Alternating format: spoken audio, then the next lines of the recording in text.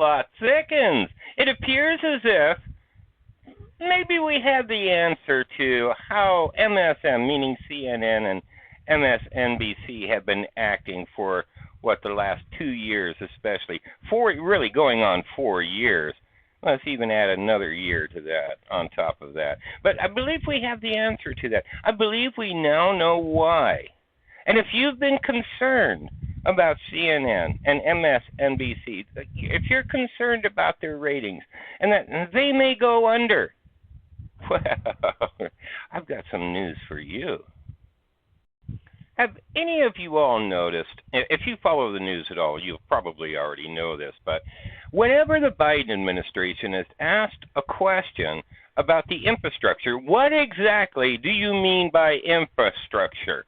Within the infrastructure bill that he wants to put together, he doesn't want to define what infrastructure is. Because the minute that he defines it, then in the bill especially, he's going to have to follow that particular definition that they put forth. But as long as you can leave infrastructure vague, almost anything can fit into that, including news and news organizations. Column, the media proclaims themselves infrastructure. And many of you will go, well, who are they? How in the hell can they proclaim themselves infrastructure? Well, they can proclaim who's going to be the next president before it even happens. They can proclaim what's evil and what's not.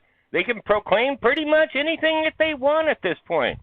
And part of that reason is mainstream media.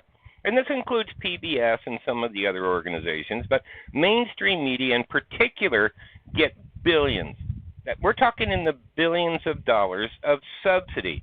And for those of you that are Trump supporters, I'm going to have to bring up, he did approve a bill that was put out by Wyden, W-A-Y-D-E-N, I believe is how his name is spelled.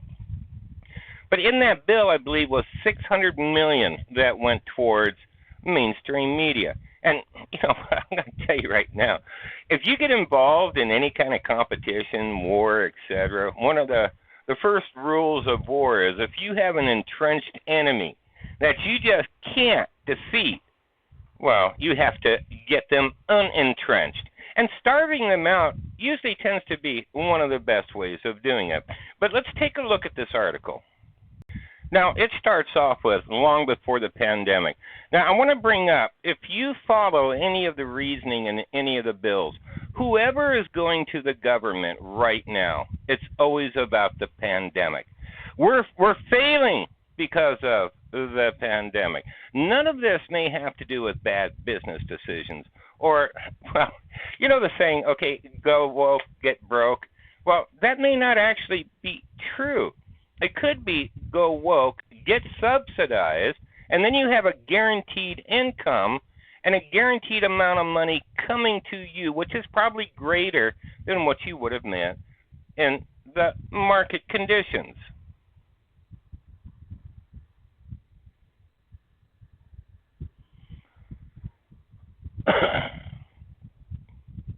Because I'm telling you right now, them businesses, they're lining up for their payoff. Those multi-trillion-dollar packages with hundreds of billions and hundreds of millions going to different countries, well, those are payoffs. The local news business had been in a tailspin. Newspapers across the country lost classified advertising revenue thanks to internet sites like Craigslist. And even more so now would be Facebook Marketplace. Terrestrial radio stations lost their audience in iTunes and then Spotify. Most commercial radio stations don't offer news anymore at all. Most Americans think under 35 think of newspapers and radio news as odd products their parents consume. I like this. Kind of like Spam and Velveeta. I'm going to tell you right now, Spam is good, okay? And a lot of you are not going to agree with me on this. Have you ever taken Spam and fried it up? Yes. Cold Spam tastes like crap, okay? But if you fry it up in a little bit of avocado oil, it's really not too bad. Reminiscent of a ham sandwich. All right, so the nagging question for journalism, according to this article, is can you get anyone to read or click on decisions this small? In late 2018, 71% of Americans told and he's talking about small town news, okay, local news, which, to tell you the truth, I think people are more interested in, but that's just me. Anyway, 71% of Americans told the Pew Research Center that they thought their local news media was doing well financially, even though only 14% said they had paid for their local news in the past year. In other words, yes, newspaper distribution is way down. That would be, your subscription to your local news. Liberal journalists look at the problem with the usual liberal eyes. The market has failed. No. It may have nothing to do with what they've decided to cover. It may have nothing to do with that there's such a mega... Guys, I'm telling you, 6 families own almost the entire news throughout the United States. That's all the way from mainstream media down to your local television station that you turn on. 6 families. Could it be that they're just so big that they're not adaptable, that they can't adapt with the times? So instead of adapting with the times, well, they're going to make the times adapt to them. That's their philosophy. And it could also be that perhaps the route that they're taking isn't really what people want to see or really what they want to hear. Anyways, liberal journalists look at the problem. The market has failed. They proclaim, and the obvious answer is government intervention, even though it's them that are failing. In the 1960s, the logic of a lack of community service, and this is interesting, and broadcasting led to the Public Broadcasting Act of 1967 and the creation of PBS and NPR News. And I will tell you, somebody that was a child of the 60s, in other words, not that I was old enough to do a lot of the 60s. Well, I mean literally a child of the 60s, like 10. Yeah, PBS was pretty big when it first came out, and it really was pretty interesting, and it really was very educational. You can, by the way, that's not the way it is anymore, but you can see exactly what liberals think about their correctness and the market failure. What we have now is an extremely well-funded network of liberal propaganda, or liberal viewpoints. I hate to use the word propaganda, even though one could call it that, but they're presenting their viewpoint. So it's appropriate to be concerned when they're now pouncing on the idea of massive government subsidies for local news. Nothing in life is free, people. Nothing. You take that money, it means that you get oversight, because the minute you start taking that money, you're going to start using it, aren't you? You're going to start counting on that money. And all they got to do is say, I'm going to take it away from you. Totally blows the budget, blows plans. People don't like human nature, okay?